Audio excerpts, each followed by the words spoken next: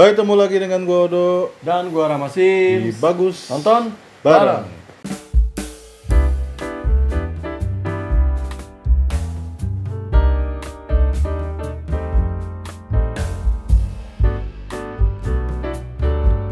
Ya, sekarang kita mau nge-review film yang ada di streaming online Netflix. Judulnya apa, Bro? 24 jam bersama Gaspar. Capek loh. Ya, Kita jadi yang nonton capek. setelah kita nonton filmnya unik ya. Oh, nih ntar kita bahas ya. Yang pertama kan kita mau bacain sinopsisnya dulu. Cuman sutradaranya itu daripada gua lupa, Joseph Anggi Noen. Joseph Anggi Noen ini emang pembuat film-film yang bergaya puitis. Seperti tahun 2020 itu ada yang namanya The Science of Fiction. Terus dia juga bikin film Beristirahatlah Kata-Kata. Itu film biografi tentang Wiji Tukul. Wiji Tukul siapa? Wiji Tukul ini adalah aktivis yang aktivisnya ini melalui puisi.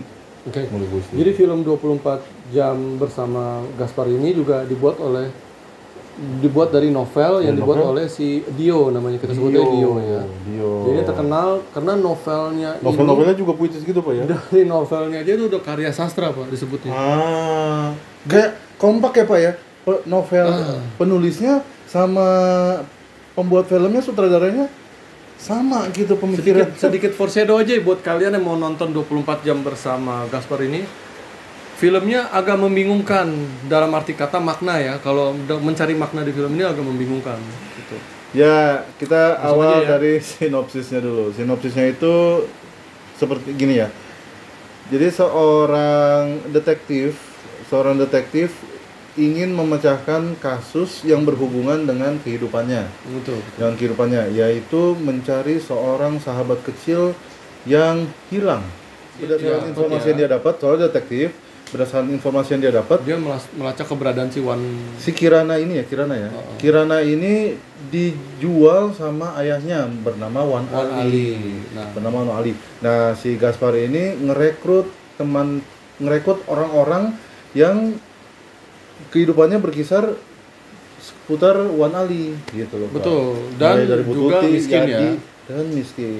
Itu. Nah, nanti dia di sini di film ini akan berusaha untuk merampok si Wan Ali sekaligus memecahkan misteri kehilangnya Kirana ini ya. Kirana dan misteri apa itu isi dari kotak hitam, black box. Nanti gitu. kira-kira di pertengahan atau di akhir kita bakalan cerita apa isi dari kotak hitam menurut versi BNB, versi kita ya. Jadi sinopsisnya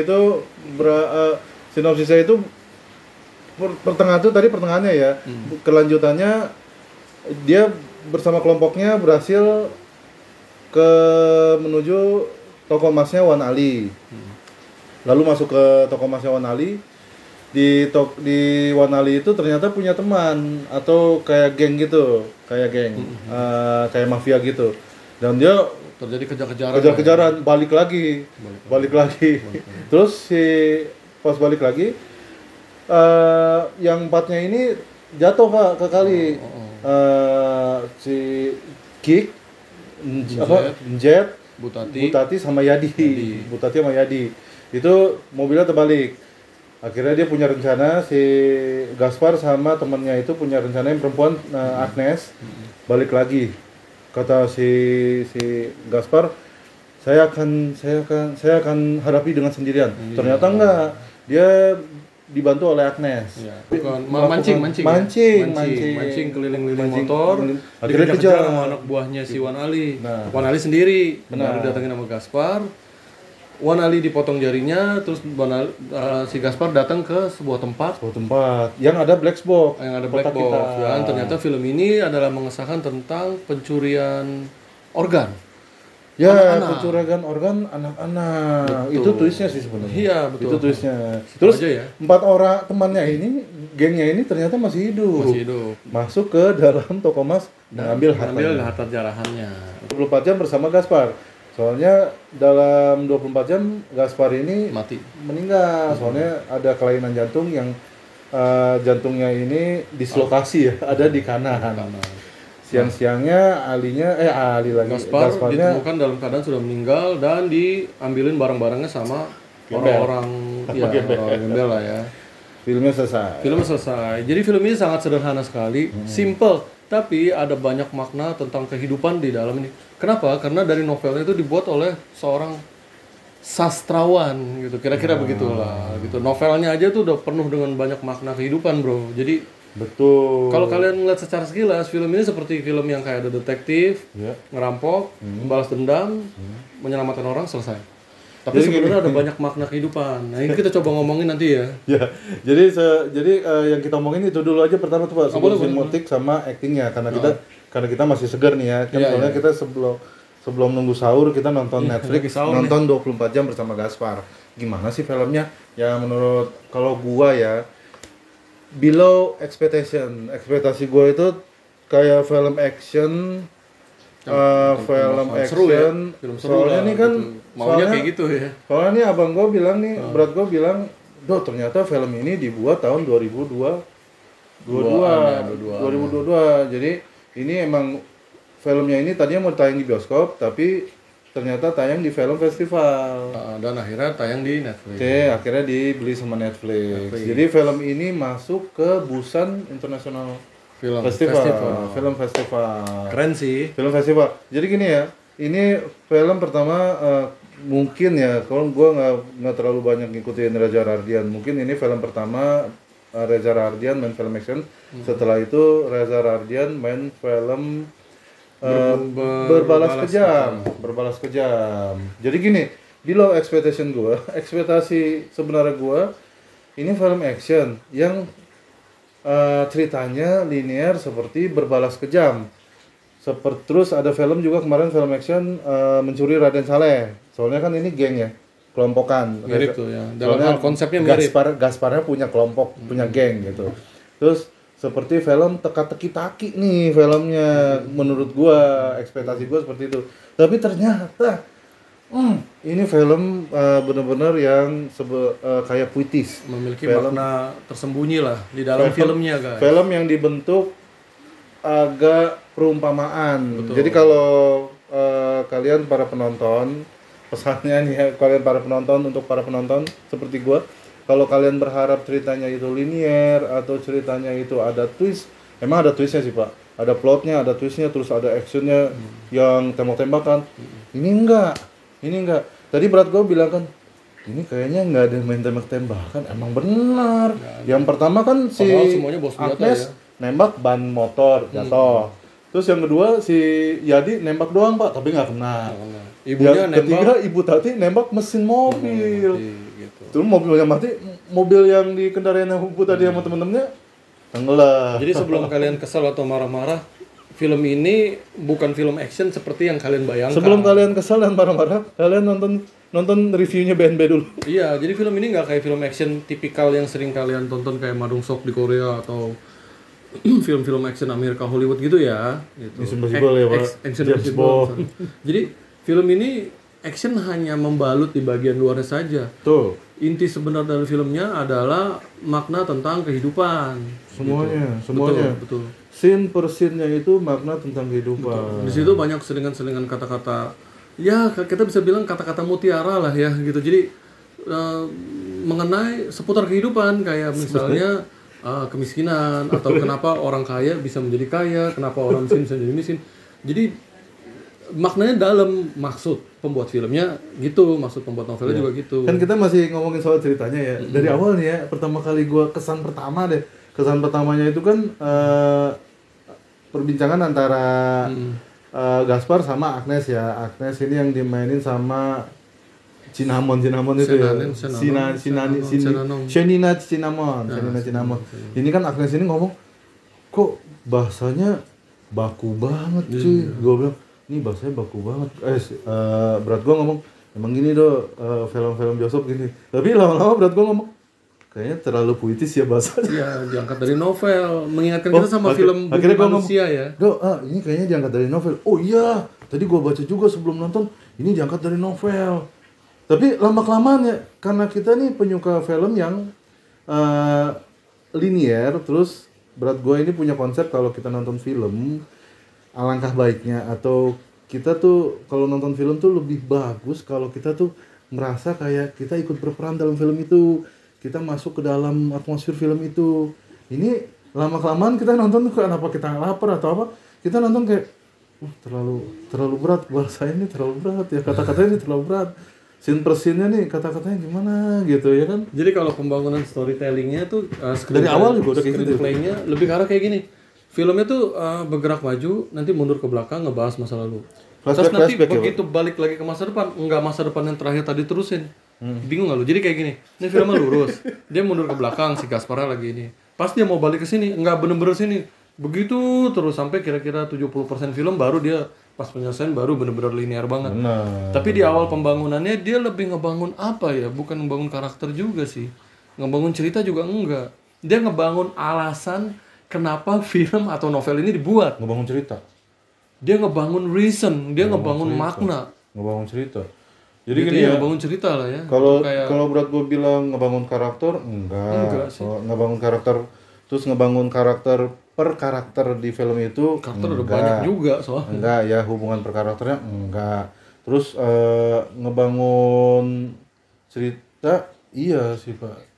Jadi tadi bener abang gue, berat gue bilang, jadi dia pengen memperlihatkan alasan kenapa mereka harus mencuri merampok Wan Ali. Nah, jadi di situ ada harta emas yang dibutuhkan sama keempat geng teman-temannya ini. Dan Gaspar juga punya misi untuk ngambil kotak hitam itu kan. Kotak hitam itu dan diapain nih Kirana nih anaknya Wan Ali Itu tuh gitu. misteri yang mungkin akan membuat kalian engaging selama nonton film itu. Kalian dibuat penasaran sama, kita bahkan dibuat penasaran dengan Cortales itu siapa Dua-duanya mungkin kita miss kali ya. Sebenarnya awalnya dua Pak. Cortales, Awalnya dua penasaran gini.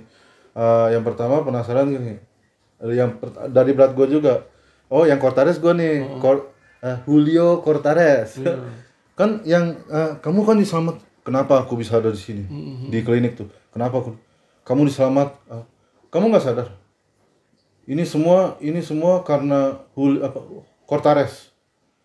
Cortales. Kita berpikir Cortales siapa? Gue pikir yang rambut yang mohak gitu Itu ya. si temennya yang si Njet bilang Cortales, ya dia mau nolong pada saat diinjet sama Kik, yang Kik ya.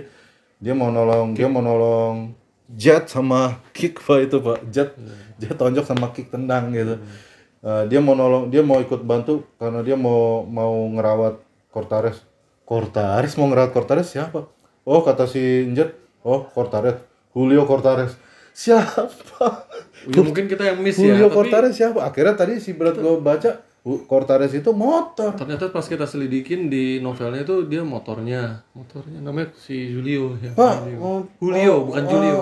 Make sense gak sih Pak? Lagi kan pertama kan digebukin sama polisi Pak. Soalnya si Gaspar menemukan informannya mati, ya kan? Informannya mati. Jadi kejar-kejar sama polisi, kan berantem sama polisi, kan tempat pingsan. Oh iya. Tiba-tiba ada di klinik, dia bilang, kenapa Nah, aku kalau di sini? kalian Gitu. tahu Zambogar ya, kalian googling aja Zambogar apa. Berat gue sempat bilang apa dia Cortales ini motor yang bisa berubah. Tontonan TK tuh. Apakah motor ini bisa berubah jadi robot terus selamatin dia? Karena kan dibilangnya selamatin sama motornya. Nah, Motornya bisa bergerak sendiri. Nah, ini itu kan yang pertama tuh yang bikin gua penasaran. Yang bikin gua kedua penasaran pertanyaannya abang gua nih, pertanyaan berat gua bilang, "Duh, kok dia harus pakai geng sih? Harus pakai teman-teman sih?" Terus si Njet menawarkan sesuatu yang ini saya punya ide supaya rencana kita lebih matang. Apa? Senapan dong. Ternyata senapannya tuh kayak panahan, pistol. iya, gitu. Bukan panahan siapa sih? Kayak rakitan sih sebenarnya. Senapan rakitan bener. Betul. Akhirnya berat gue nanya, kok harus pakai senapan ya? Kan dia harus cuma ngelawan Wan Ali yang mempunyai toko emas di ruko sederhana, ruko kuno sederhana. Itu doang. Itu intinya itu doang kan. Jadi cuman ngerampok itu doang. Kok harus rame-rame dan punya senjata? Akhirnya dijawab lah pada saat dia sampai ke tokonya Wan Ali, dia pas buka, pas buka, wah Wan Ali lagi dikelilingin sama teman-teman mafianya. Jadi kalau kita bandingkan dengan novelnya sekali lagi nih ya, gitu. Kita harus selalu berdampingan sama novel karena dari sini ini dibuat. Jadi gini cuy, ternyata dari novelnya aja konsep mereka ngerampok tokonya Wan Ali ini udah absurd. Oh, Jadi ini karakter review orang tentang novelnya ya. Novelnya gitu. Jadi novelnya pengarangnya gue cuma taunya namanya Dio ya. Kalian kalau tahu nama lengkapnya di sini ya. Jadi si Mas Dio ini dalam mengarang konsep membuat karakter itu terkesan asal-asalan dan nggak jelas gitu nggak sih? Terus bahkan dalam beberapa hal juga terkesan nggak jelas karena sebenarnya yang ingin dia sampaikan adalah makna yang lebih luas, the big picture. Nah ini hal-hal kayak gini yang kadang bikin gue kayak oh man, kita disuruh berpikir lagi apa makna kehidupan di balik film ini. Itu yang tadi di awal banget tadi gue cerita sama Brad gue, bikin film yang santai-santai aja lah gitu. Ya, Film-film kayak gini bakal bikin bingung. Sebenarnya Makna kita baru sebenarnya di balik ngomongin filmnya ya. kita baru ngomongin ceritanya ya. Ini agak panjang videonya ya. Tapi kalau kalian pengen nonton film di Netflix judulnya 24 jam bersama Nggak Gaspar, apa-apa. gua anjurin untuk nonton sampai akhir. Nggak apa-apa, kalian nonton dulu aja film ini supaya kalian nanti pas nonton film aslinya nggak terlalu kecewa atau kesel. Nonton gitu. ini kita akan kupas tuntas tentang 24 jam bersama Gaspar. Ini belum menurut nyampe ke pandangan acting nih. BNB ya. Ini menurut pandangan belum BNB. nyampe ke actingnya atau yang lainnya. Baru isi ceritanya gitu kan. Jadi ceritanya tuh gitu. Jadi pada saat kita nonton ya emang awalnya udah dari kata-katanya puitis banget. Terus yang banyak kejanggalan atau plot hole bagi gua. Ini kok gini nah gitu. Siapa yang nolongin dia? Terus ini kok gini. Terus ada juga nih tentang agak nyinggung tentang Isu-isu politik bukan? bukan Pak, karantina tentang penyakit ya. Oh, sedikit COVID doang sih. tentang COVID. Jadi gini, ada yang orang dijemput sama baju-baju APD di ambulan. Ini kayak dalam hati gua ini lagi COVID ya gitu kan. Lagi COVID ya. Terus si Gasparnya ngomong sama Agnes kalau akan ditemukan tahun 2025 vaksinasi yang akan melawan virus yang bukan akan tapi telah ditemukan di tahun 2025 vaksinasi kan untuk virus yang menyerang kota. Ini ini kapan sampai gue ngomong sama bro, ini setup di dalam filmnya tahun berapa sih? Soalnya pakai HP Nokia jadul tahun 90-an. Tapi ada alasannya, soalnya kan detektif biasanya pakai HP yang enggak Android supaya GPS-nya nggak bisa dilacak gitu loh. Gue juga mau ceritain kalau di filmnya nanti kalian bakalan disuguhin banyak sekali nggak kehitung jumlah potongan-potongan lagu atau bahkan diiringi dengan lagu-lagu yang bernuansa balad ya. Sebenarnya gue Sekitar 6. Gue secara pribadi gitu ya, gue nggak ada masalah dengan lagu-lagunya atau terkesan atau musikal atau gimana. Bukan kayak film India juga sih. Malah ngebantu atmosfernya ya. Jadi lagu-lagu ini mendukung scene ya Pak ya. Scene karena kalau kita lihat dari lirik-lirik di dalam lagunya itu benar-benar sangat berisi dan sedikit banyaknya masih berhubungan dengan scene yang sedang dilewatin sama si Gaspar ini gitu. Ya benar. Gitu. Jadi lumayan ngebantu walaupun menurut gua agak sedikit mengganggu sedikit gitu karena kan kebanyakan lagu sih, tapi ya udahlah gitu, gue masih bisa nikmatin lah mengenai hal itu. Ya begitu ya kalau dari ceritanya menurut gue nih ya below expectation. Jadi ekspektasi gue tadi kemarin itu ngereaksi trailer atau gue ngeliat trailernya kayak ini film action nih bagus nih, ada kayak sekelompokan orang pengen nyolong atau pengen ngerampok bank atau ngerampok toko emas. Bagus nih, apa rencananya dimatangin gini. Ternyata ini film tentang perumpamaan, puitis banget, bahasanya gini banget, berat banget dalam hati gue. Kan gue cuma pengen nonton film doang. Iya. Tapi harus berpikir di balik scene per scene ada kata-kata yang harus kita pikirkan lagi gitu. Kita akhirnya bukannya kita masuk ke dalam film, kita akhirnya berpikir untuk nonton film itu maksudnya apa nih film gitu. Itulah permasalahan dalam film yang dibuat dalam konsep sastra ya. Benar. Jadi banyak perumpamaan dan analogi di dalamnya.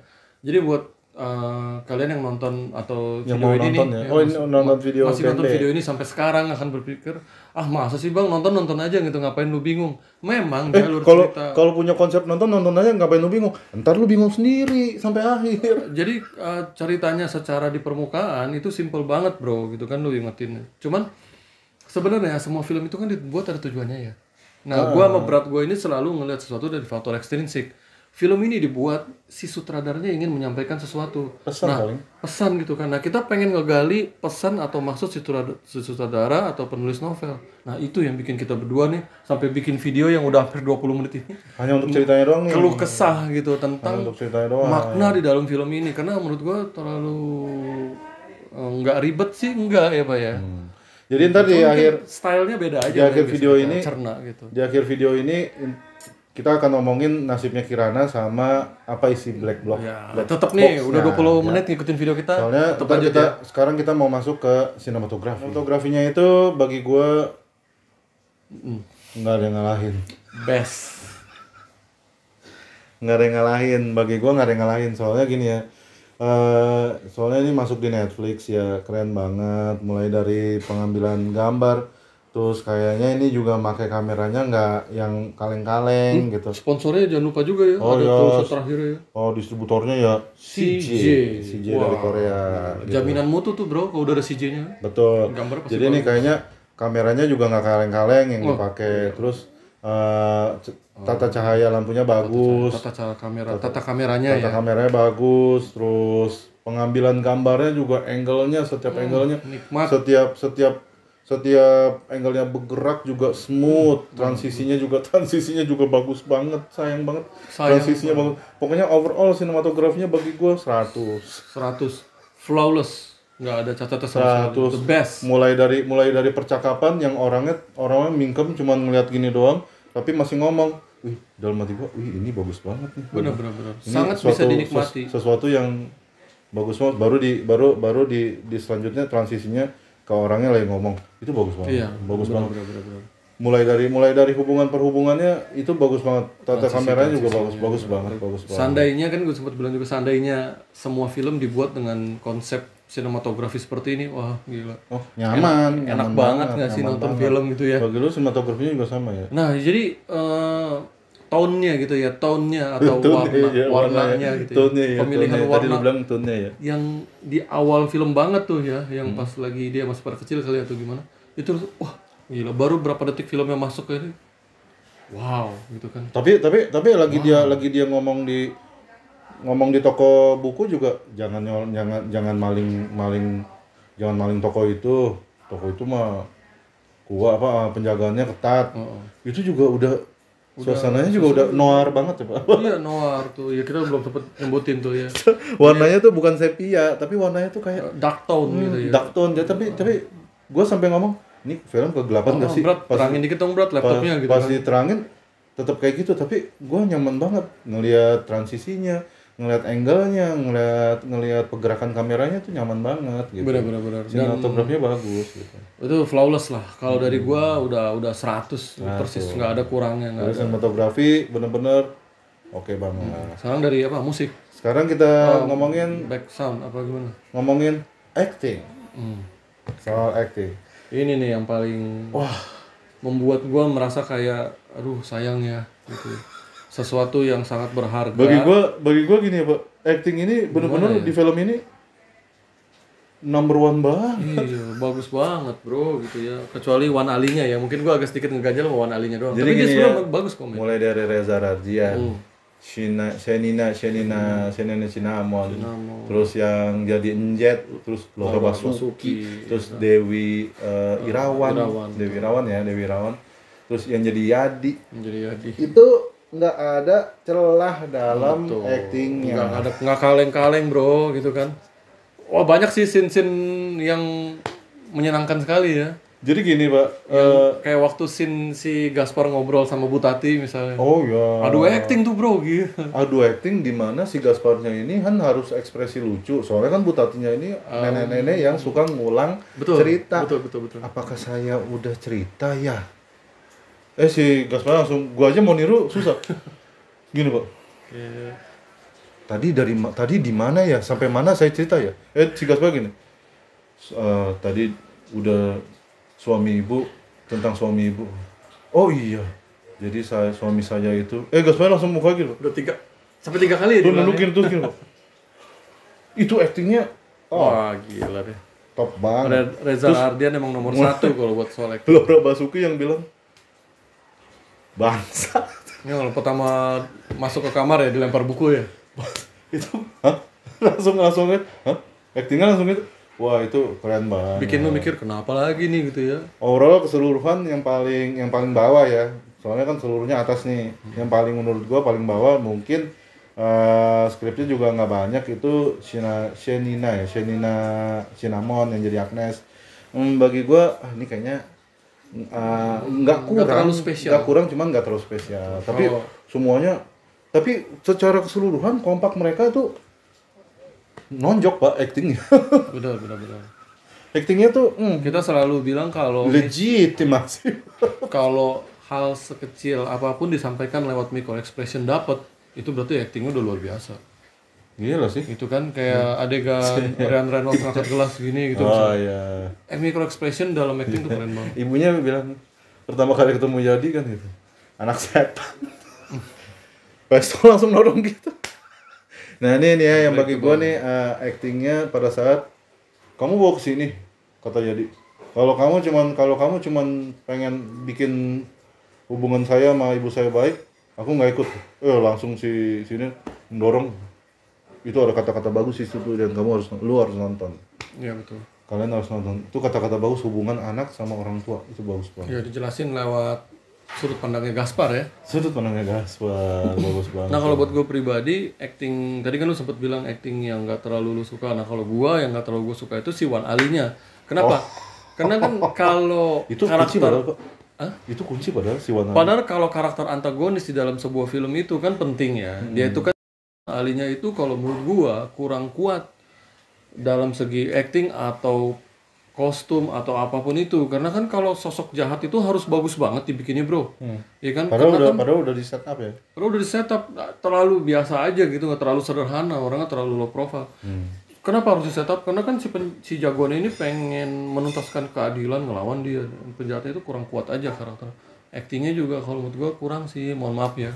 Cuman overall yang secara keseluruhannya oke lah gitu. Soalnya kan di sini Pak sutradara sama penulisnya sama yang penulis novelnya gitu kan. Ini kan pengen memperlihatkan niat dia doang. Bisa jadi gitu. Secara puitis dan perumpamaan gitu. Gue masih inget jadi kita nggak dibangun untuk ngebenci antagonisnya. Itu bisa jadi.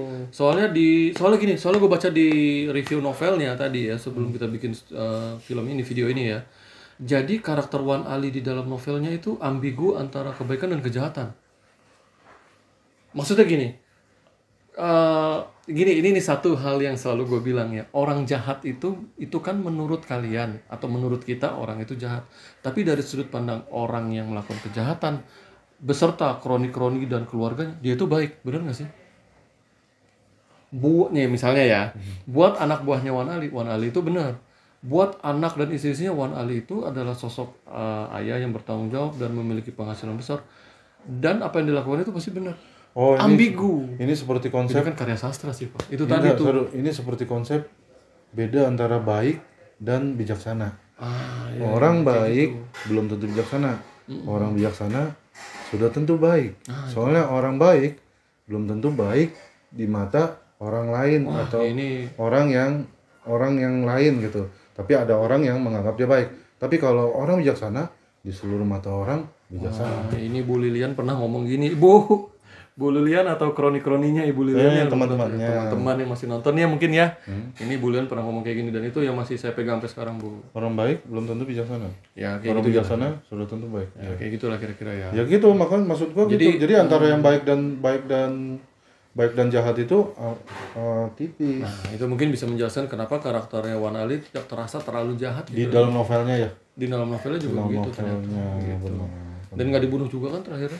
Cuma dipotong jarinya. Itu juga buat buka ke ruangan. Ya soalnya kan di sini nggak dikasih lihat yang disturbing scene sama gor-goran. Soalnya sutradara sama penulis novelnya atau penulis skripnya nggak mau menyampaikan itu, nggak mau menyampaikan kesadisan dan actionnya, cuma mau menyampaikan pesannya secara puitis dan perumpamaan itu aja. Kenikmatan film atau intinya sebenarnya itu bukan di itunya tapi di maknanya. Ini maknanya benar banget. Itu dari acting ya. Acting terbagus siapa tadi lu? Versi lu siapa?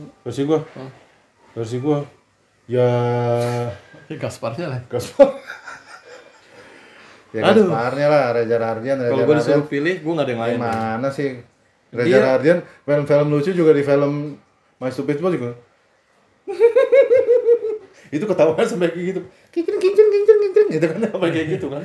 Itu kan lucu banget. Kalau terutama di film ini gitu ya, Mas Reza Rahardian tuh dia sedikit nengok atau dia bikin gesture kecil atau dalam berupa micro expressionnya itu bagus banget dapat. Apalagi di film selain ini ya, di film berbalas kejam. Wah, gila itu actingnya. Keren sih, kalau kalian belum nonton itu recommended banget. Berbalas kejam tuh Reza Rahardian tuh gila banget tuh. Jadi kita masuk ke dalam ending dalam sebuah film. Oke, ini dia intisarinya yang kalian tunggu-tunggu ya. Yang pertama misteri apa? Jadi kalau kalian nggak mau nonton skip aja nih. Ini zona spoiler. Jadi kalau gua mau ceritain tentang Kirana yang menurut boleh. Jadi Kirananya itu ambigu. Jadi terakhir kan ditanya nih, diapain Kirana sama lu? Bang Tit gitu ya. Bang Tit gitu. Sama si Wan Ali-nya. Wan Ali cuma tahu ketawa gitu doang, Pak. Ini sebelum dia buka pintu itu ya. Ngomong lu, bangsat ngomong. Sampai ditembak, totonya nggak ditembak. Gue kira tembak palanya, tembak sampingnya doang. Akhirnya ketemulah black box. Ini menurut gue dulu ya. Enggak, dia jarinya dipakai buat buka ruangan. Ini nih misteri Kirana nih. Apa yang terjadi sama Kirana sampai meninggal tuh terakhir. Jadi gini ya, gini. Black box ini kan sebenarnya bukan punyanya Wan Ali. Wan Ali ini kan ada hubungan sama Butati dan Yadi. Butati ini kan iparnya Wan Ali. Wan Ali ini nikah sama adiknya Butati. Suaminya Butati yang namanya gue lupa punya black box ini atau kotak hitam ini. Ini menurut gue dulu. Ini black box apa yang si Kirana itu belum selesai tuh, Pak? Yang kan Kirana masuk ke ruangan itu ternyata misteri Kirana itu adalah pencurian organ. Ya itu dia, gue mau ceritain. Jadi kotak hitam, jadi si Gaspar ini kan nyari Kirana dan mau nyari kotak hitam yang selama ini diomongin sama si Kirana sama si Gaspar lagi kecil. Kotak hitam ada di itu. Pas buka, ada anak-anak banyak dong. Ternyata penjualan organ anak-anak. Itu dia misteri dibalik hilangnya Kirana. Ternyata selama ini dia diculik buat diambil organnya. Nah, ini gua nggak akan mau spoiler dulu ya isi dari kotaknya. Cuman menurut gua, sekarang kotak hitam. Menurut gua sampai akhirnya, sampai terakhir aja, menurut gua asumsi gua kotak itu berisi. Soalnya gini, suaminya Butati ngomong gini, kotak hitam itu ada berisi suatu ilmu pengetahuan yang akan membuat kamu kaya. Apa tuh? Ya kan, gue berpikir gitu. Pas kotak hitam itu kan ada di dalam gudang. Pas gudangnya dibuka ada anak-anak. Kata abang gue, penjualan organ bro. Bener dong, ada organ-organ dari pajang. Ada kotak hitamnya. Akhirnya gue berasum dong, isi kotak hitam itu adalah buku tentang mengambil organ dari anak-anak. Ya kan? Bisa dong. Pas buka, tar dulu. Abang gue asumsinya gimana? Jadi kalau menurut gua isi kotak hitam itu adalah suatu alat canggih atau ya mungkin alat yang sederhana tapi baru ditemukan pada masa itu atau chips atau teknologi untuk mengambil organ. Terus asumsi lu Kirana diapain sih gitu? Ambigu banget kan Pak. Oh iya, gua sempatnya tadi mikir kalau ini ada berhubungan sama pedofilia atau penculikan gitu kan.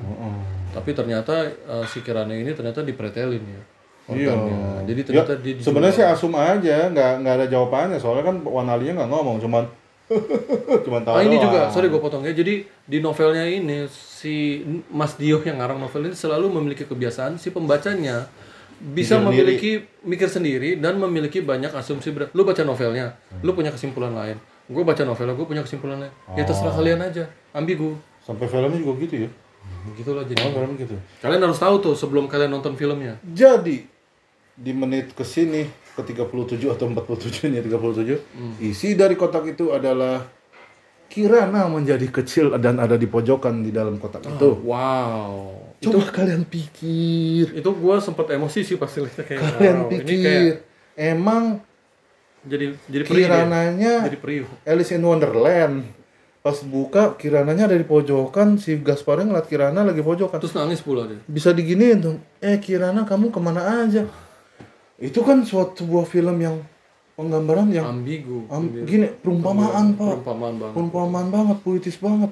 Jadi itu maksudnya sutradara tuh, kotak itu adalah berisi apapun yang kamu inginkan, apapun yang kamu sayang dari dalam hati kamu. Wah, kan gua akhirnya ekspektasi gua kan langsung runtuh ya tentang ceritanya. Tapi kalau ngeliat dari sinematografi sama Actingnya, wah gila. film ini makanya tadi gue bilang sayang karena kita belum masuk rating ya. Seandainya ceritanya ini dibuat linear dan seperti film-film pada umumnya, normal ini aja bisa gitu. bagus banget. Padahal film ini ya bukan padahal ya, makanya film ini menjadi pemenang di FFI Betul. sebagai penulis Adaptasi novel. skrip adaptasi novel. Soalnya novelnya tuh sulit banget untuk diadaptasi menjadi film. Betul, dan Makanya dia menang kalau bagi gua. film ini Makanya si penulis skripnya ini menang, penulisnya ini menang di FFI. Soalnya ini kan novelnya berat banget, Pak. Novelnya berat banget gitu loh. Ya, betul. parah lah gitu. Kira-kira keluh kesah kami ya. Jadi kita menonton masuk- film yang bagus sebenarnya. Sebenarnya filmnya bagus dalam Film bagus. Jadi kita masuk ke rating. rating. Gua dulu. Gua kali ya. Melihat, aduh gila, ngelihat sejumlah Gua jadi acting, bingung untuk ngasih ratingnya. melihat sejumlah acting bingung, yang gua sangat bingung. bagus-bagus, sinematografi yang luar biasa, dibalut juga dengan musik-musik yang pas. Nggak adil kalau gua kasih di bawah 5 gitu. Iya, Tapi gua nggak bisa nikmatin semua itu. Nggak terhibur. Jadi gua hanya bisa ngasih 6. Gua ngasih 7 sih. Ya. Soalnya dari sinematografinya gue nyaman. Bagus banget. Dari Sayang actingnya gue nyaman. Dari musiknya, backsoundnya nyaman. Jadi ya gue kasih 7 aja lah gitu. Soalnya kalau dari ceritanya tuh itu Iya. parah banget. Ya gimana ya, lu habis selesai nonton, lu akan tetap ngerasa kayak apa sih isi kotak hitam itu bro gitu. Lu akan terus ngerasa dan terus timbul banyak pertanyaan yang nggak ada jawabannya gitu, dan itu menyebalkan ya gitu. Ya begitu aja review. Soalnya udah panjang banget. Jadi kalau pesan dari gua, kalau kalian mau nonton film 24 jam bersama Gaspar, Silahkan. ya kalian boleh nih nonton dari Band B, soalnya reviewnya kita udah sedalam-dalamnya tentang 24 jam bersama Gaspar di Netflix, di streaming Netflix. Jadi ada pesan lagi? Ya film ini kalau menurut gue overall boleh lah kalian tonton, tapi nggak harus juga sih. Jadi kalau udah nggak ada pilihan film lain, kalian bisa nonton. Kalau untuk menikmati penasaran boleh. ya, atau kalian Kalau penasaran pemecah boleh. misteri, pengen mecahin misteri di dalam film ini, makna sebenarnya apa isi dalam kotak hitam. Soalnya kita Ini versi kita tadi soalnya kan. kita kan kita bukan penyuka film-film noir. Betul, film-film yang begini tuh bukan tentang konsumsi puitis kita. dan perumpamaan peribahasa gitu, bukan. Jadi maaf banget ya Mas Yosep itu ya namanya Yosep lupa Noen. Yang film noir ini susah. Sutradaranya maaf, tapi ya gue rating 7 lah, soalnya sinematografinya bagus banget. Bagus banget. Sinematografinya sama actingnya bagus banget. Ya begitu review kita tentang 24 jam Jujur bersama ya, Gaspar. review jujur. Kita ngantuk-ngantuk nunggu di Netflix sambil nunggu sahur juga kita nonton juga. Akhirnya gitu, below expectation. Selamat menunaikan ibadah puasa deh buat kalian yang masih nonton ini siang-siang atau Iya benar. malam ya. Ya. Ntar kita ketemu lagi dengan Godo Dan gua Rama Sims. di Bagus Nonton bareng.